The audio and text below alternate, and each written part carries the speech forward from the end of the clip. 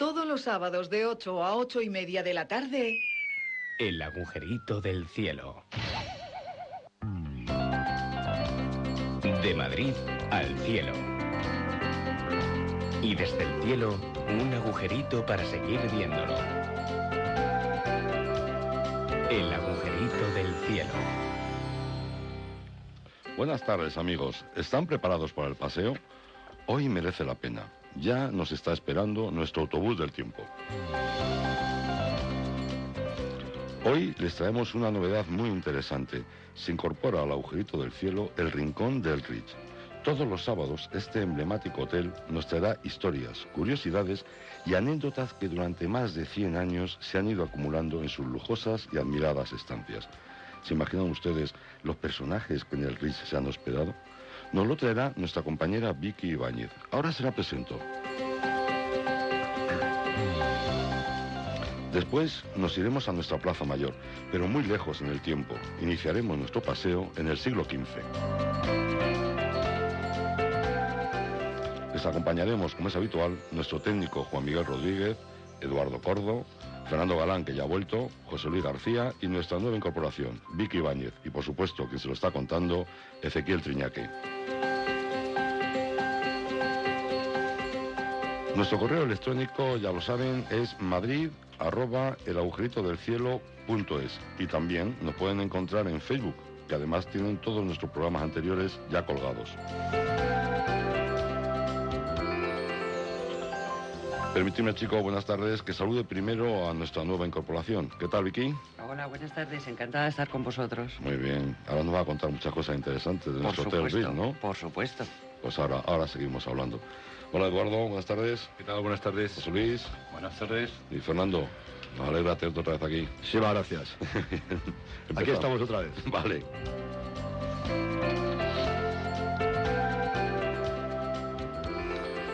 Vamos a hablarles del Ritz. Creo que es el hotel por excelencia, el símbolo más prestigioso de nuestra ciudad, el más emblemático, el que más historia nos puede contar. Sus habitaciones y sus salones han sido testigos de tantas y tantas historias que han forjado una parte importante de nuestra propia historia. Tanto que no podríamos hablar de Madrid sin dirigir la mirada hacia el hotel más exclusivo de España. Como sabrán, este pasado octubre nuestro Ritz cumplió 100 años. Pero vamos a empezar por el principio, Vicky. ¿Por qué nace la idea de construir un hotel como el Ritz? ¿Qué ocurrió para que esto sucediera? Vamos a ver, primero estamos hablando de principios del siglo XX. Estamos hablando de nuestro rey Alfonso XIII, que estaba muy acostumbrado a viajar por Europa, viviendo siempre en hoteles de lujo. Quería equiparar nuestra ciudad con las grandes ciudades europeas. No teníamos nada parecido a lo que él estaba acostumbrado a disfrutar fuera de nuestras fronteras. El detonante de este interés pudo ser su boda. Por supuesto, se casa con la reina Victoria Eugenia, nieta del rey Eduardo VII de Inglaterra. Imaginaros lo que pudo pasar cuando todos los invitados a la misma, todas las casas reales de Europa, al no disponer de un hotel a la altura de su alcurnia, tuvieron que alojarse en los palacios particulares de la nobleza. Entonces fue Alfonso XIII, evidentemente, el impulsor de la creación del Ritz. Desde luego, fue el mismísimo Alfonso XIII quien convenció a muchos de sus amigos aristócratas, de la misma forma que a grandes personalidades del mundo de las finanzas, para llevar a cabo este ambicioso proyecto. Él mismo se convirtió en uno de los mayores accionistas de la nueva compañía de desarrollo Ritz. Y otra cosa muy importante, ¿por qué se decide construirlo en el sitio, en esa ubicación en la que se encuentra? Está muy claro, por lo privilegiado de la zona. El lugar elegido no podía tener mejor ubicación. Nada menos que en el centro del Salón del Prado, entre Palacios, el Museo del Prado y a escasos metros de los Jerónimos. Anteriormente, en estos terrenos, estaba ubicado el Teatro Tívoli y los Jardines del Placer. Ahora te voy a preguntar, no sé si tendrás el dato, ojalá si lo tengas, pero sería curiosísimo el conocer el costo que tuvo este magnífico hotel. Pues sí lo tengo, sobre todo por lo curioso. Los terrenos costaron 1.155.288 pesetas y la inversión inicial para su construcción fue de alrededor de 4 millones de pesetas, más otro millón que estaba previsto para la decoración y mobiliario. Y además, un apartado sin precedentes en la época, por lo menos en el sector de la hostelería. 17.000 pesetas destinadas a la publicidad. Destinadas a publicidad. Bueno, la verdad es que no escatimaron en gastos para conseguir su objetivo, y era que el hotel estuviera a la altura de la realeza. Efectivamente, contratan a las mejores firmas nacionales e internacionales. Por ejemplo, todos los artículos de cuero que había en el hotel eran de Enrique Loewe. Se compran 15.000 piezas de cubertería de plata de Goldsmith, de Inglaterra, y 20.000 piezas de vajilla de porcelana francesa de Limoges. Curiosamente, también había 2 kilómetros de alfombras de la Real Fábrica de Tapices que cubrían los pasillos, las habitaciones y los salones del hotel. Todo hecho a medida, por supuesto. Como podemos ver, no se escatimaron gastos. La verdadera belleza del Ritz radicaba en sus detalles. Y de la inauguración, ¿qué nos puede contar? ¿Qué curiosidades ocurrieron?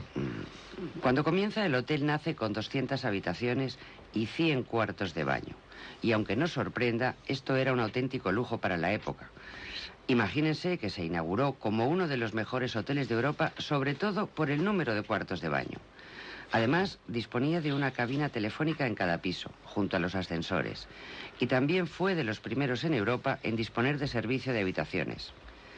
El hotel era muy confortable en invierno, gracias a unos sistemas de calefacción a vapor que había en las habitaciones y aire caliente que fluía bajo el suelo. Del mismo modo, había un sistema que regaba el techo de cristal del jardín de invierno para mantener una temperatura agradable en verano.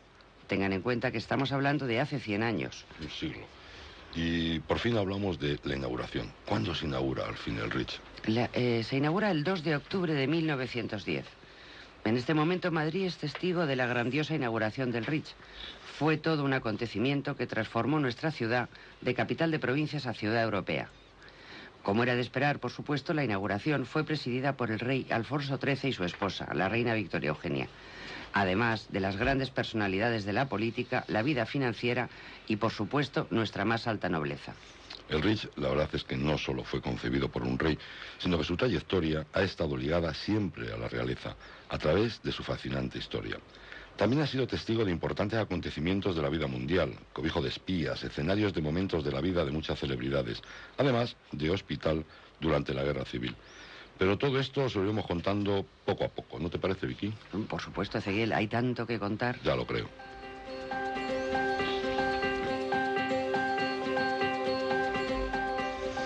Le recuerdo nuevamente nuestro correo electrónico, madrid@elagujeritodelcielo.es.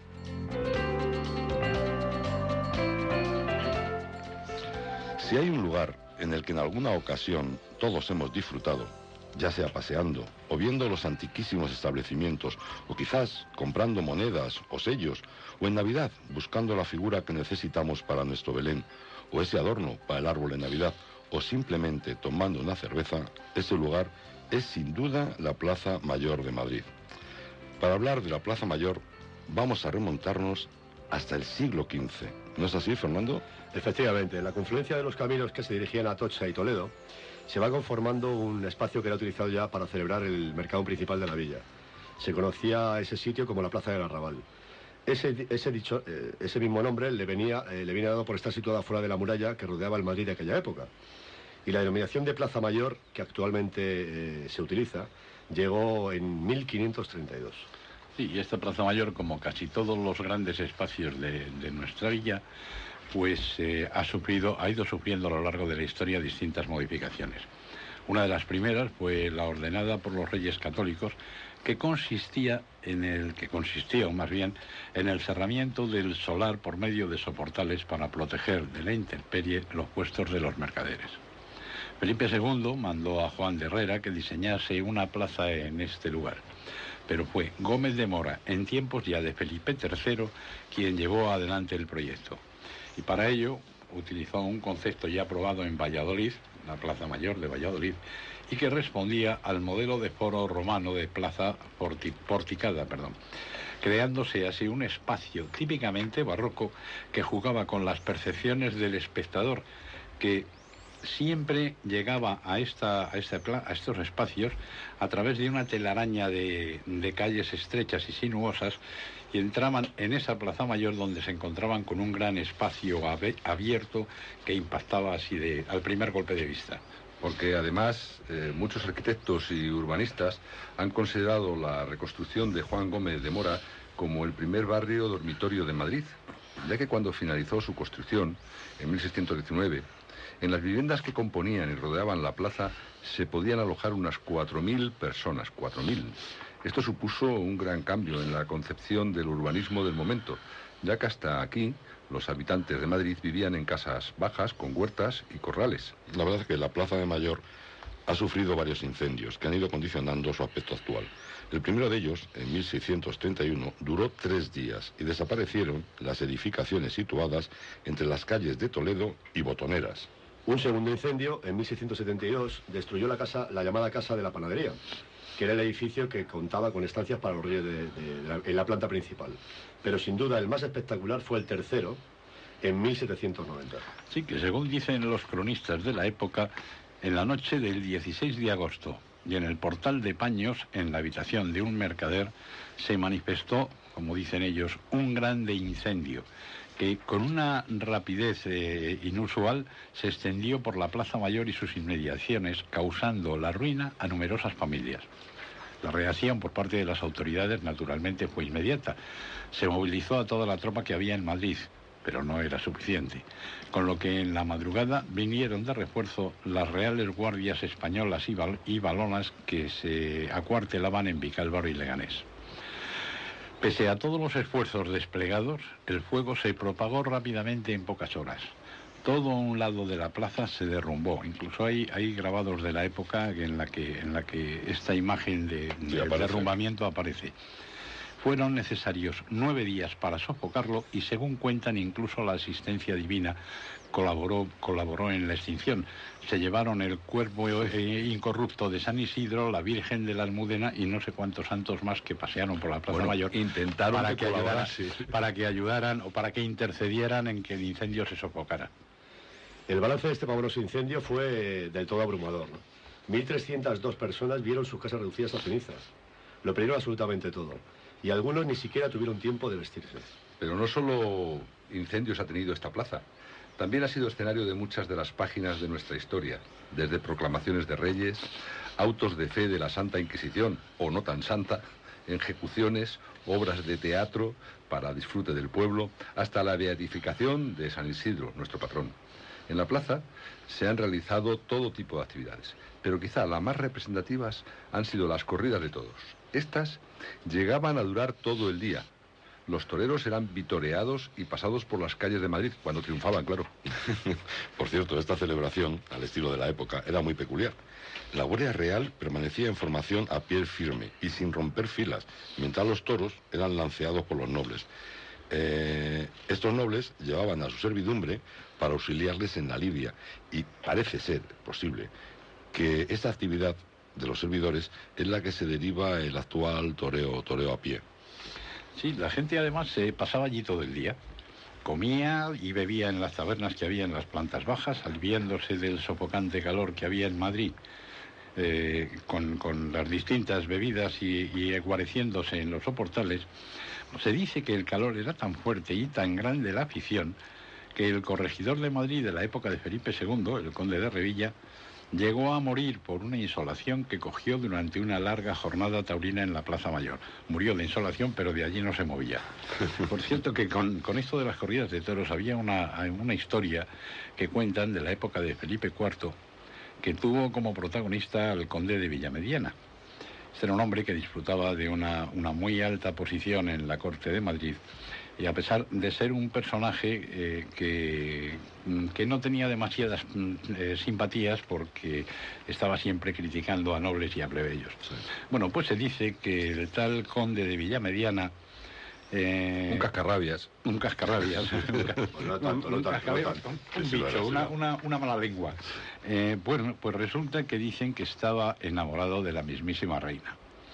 Cuentan que el conde asistió a una de las fiestas taurinas de la Plaza Mayor con un collar formado por reales y una inscripción que decía: son mis amores. Unos lo interpretaban con que a él lo que le gustaba era el dinero, las monedas, pero otros de una manera más maledicente, apuntaban a que lo que el conde de Villamediana pretendía era dar a conocer su amor por la reina. Reales son mis amores. El conde de Villamediana quiso brindarle un toro a la reina. Un regidor, provocando al rey, afirmó: «Hay que ver, majestad, qué bien pica el conde». Algo que Felipe IV zanjó con un «pero pica muy alto». Para terminar la historia os diré que el conde de Villamediana apareció muerto días después cerca de San Ginés. Y no se sabe de qué manera. Mira tú por dónde. La verdad es que vamos a volver otra vez a la Plaza Mayor. Y la verdad es que dentro de las distintas funciones que tenía la plaza, quizás no, seguro, la más cruel de todos era esta, la de las ejecuciones. Y como dato curioso, en las ejecuciones que se celebraban en esta plaza, dependiendo del método utilizado, se cambiaba la ubicación del patíbulo. Si era garrote vil, se situaba frente al portal de Pañeros. Si era horca, frente a la casa de la panadería. Y si era cuchillo, como no podía ser de otra manera, o hacha, frente a la casa de la carnicería. Y en la Edad Media, como decíamos antes, cuando aún se llamaba Plaza del Arrabal, se celebró un auto de fe que impresionó sobremanera a los ciudadanos de la villa, ya que a lo largo de todo un día se realizaron un centenar de juicios con veredictos bastante diversos. Alrededor de una veintena no pudieron rebatir las acusaciones. No sé si existirían los abogados defensores, pero bueno. Y fueron condenados a morir en la hoguera, que por otra parte se encontraba en la glorieta de San Bernardo. Le llamaban el quemadero de San Bernardo. El quemadero de San Bernardo. El quemadero de San Bernardo. En 1621, en esta misma plaza, digo en la Plaza Mayor, no en el quemadero de San Bernardo, Rodrigo Calderón, marqués de Siete Iglesias y exvalido de Felipe II, muere ajusticiado. Realmente no era el exvalido de Felipe II, había sido el secretario o el segundo de a bordo del valido de Felipe II que cayó en desgracia. Este pobre hombre muere ajusticiado en la Plaza Mayor. Algunos autores dicen que acusado de haber amasado ilegalmente una ingente fortuna. Hay otras versiones que creo que son más creíbles. En este país nunca se ha ajusticiado a un político por haber amasado ilegalmente una ingente fortuna. Desgraciadamente. Por lo cual, la versión más creíble es que entró en desgracia porque su jefe entró en desgracia y entonces pagó el patuel. Como pasa siempre en estos casos, hay una cabeza una cabeza de turco, y entonces le acusaron de brujería, de haber asesinado a un soldado, cosa que sí parece cierta, lo del asesinato del soldado, y gracias a la brujería, al asesinato del soldado, y además que ya no tenía nadie que le protegiera, el pobre Rodrigo Calderón fue ajusticiado, como digo, en el año 1621 en plena Plaza Mayor. Para este espectáculo y para otros que se celebraban en la plaza, se llegó a alojar hasta 50.000 espectadores. Bueno, como vemos, el aforo era espectacular. Había por otra parte, unas normas de obligado cumplimiento, como la servidumbre de espectáculo, que obligaba a los vecinos de la plaza a acoger en sus balcones a las autoridades de la villa, así como a los miembros de la corte. Los precios, porque todo esto tenía su precio, variaban entre los 12 ducados por la primera planta, pasando a 8 en la segunda y a 6 en la tercera y cuarta. Como podemos ver, cuanto menos importante era la persona, mayor era la altura que ocupaba.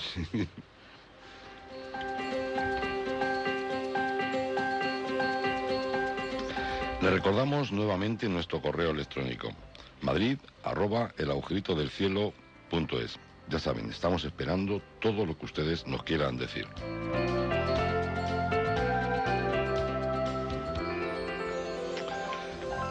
Volvemos con la Plaza Mayor.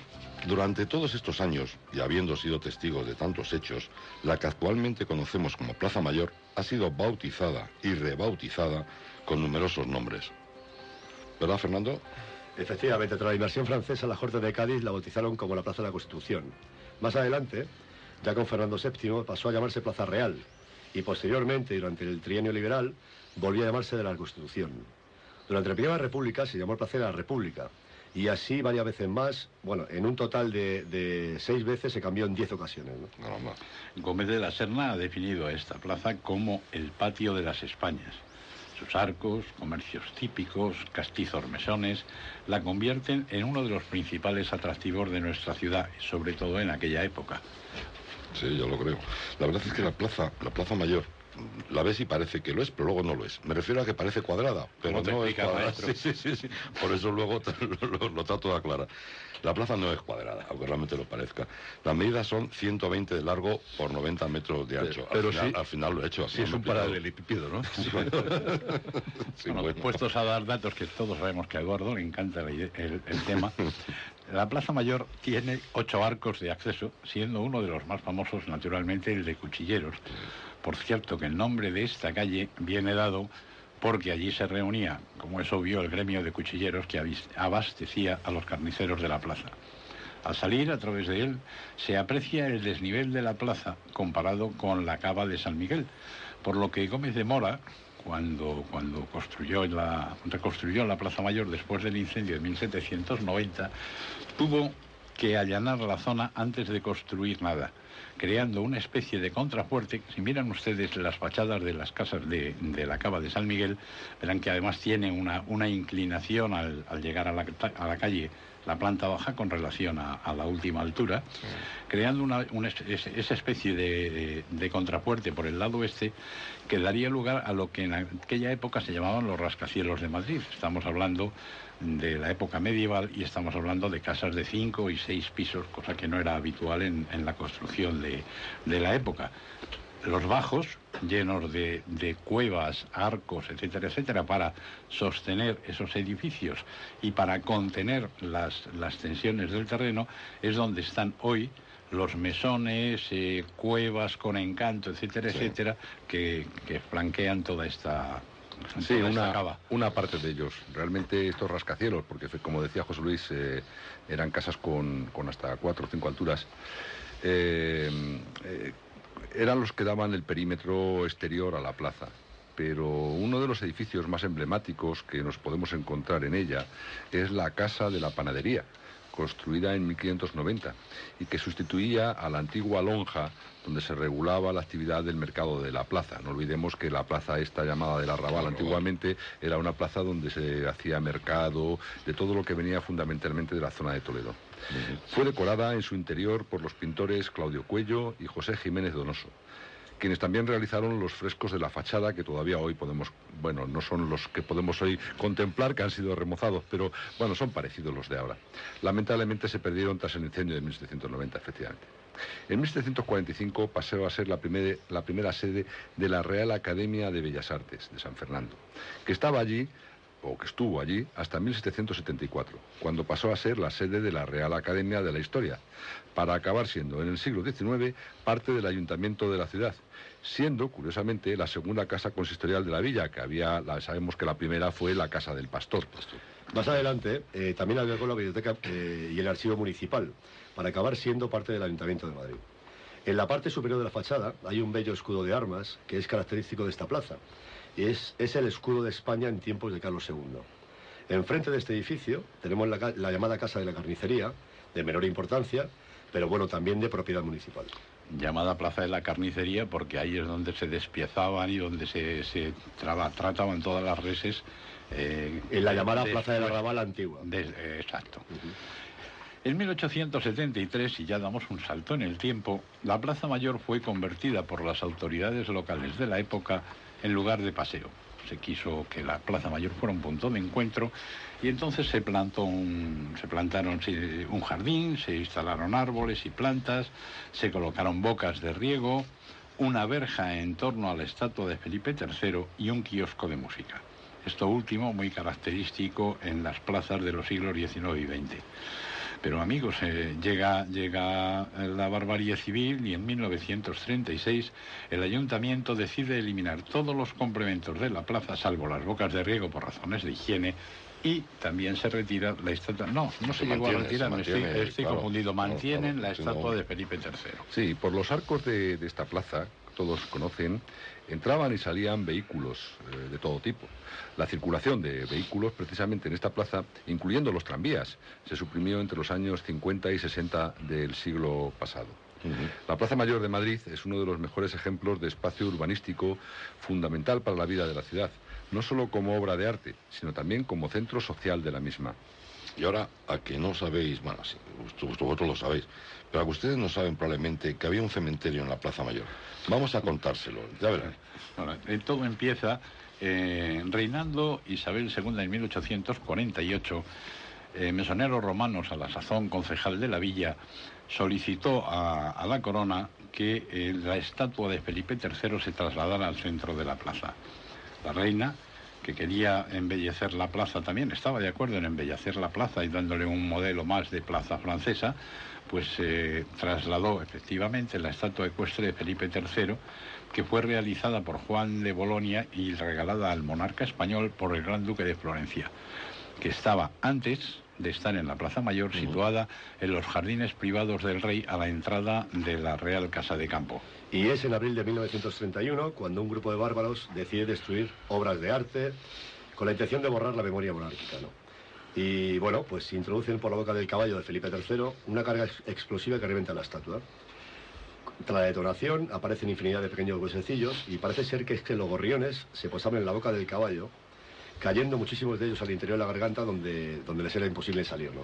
La verdad es que cuando se restaura la estatua ya se tapa la boca del caballo y así se evita la entrada de los pajarillos.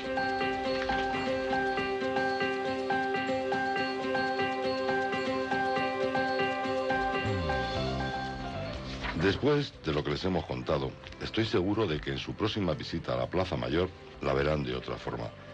Déjense llevar por su imaginación y recuerden todo lo que allí ocurrió. Seguro que podrán revivir muchos pasajes de nuestra historia.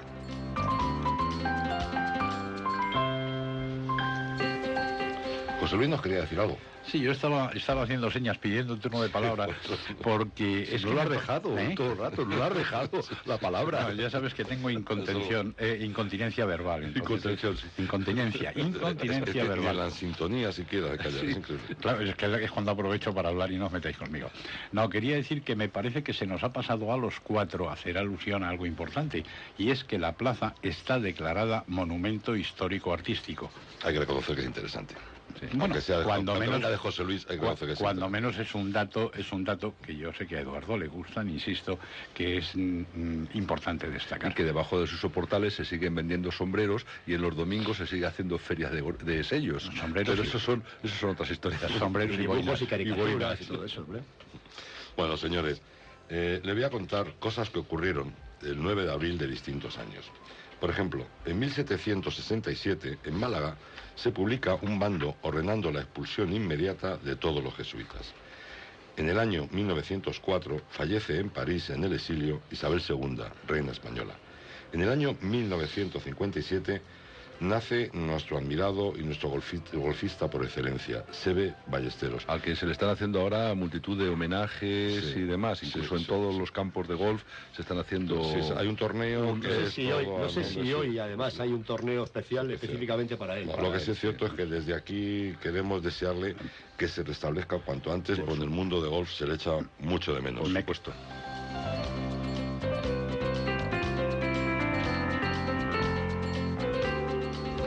Señores, hemos terminado.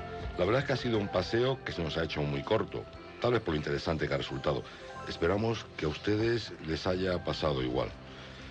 Chicos, ¿qué vais a hacer el fin de semana? ¿Lo que queda de fin de semana?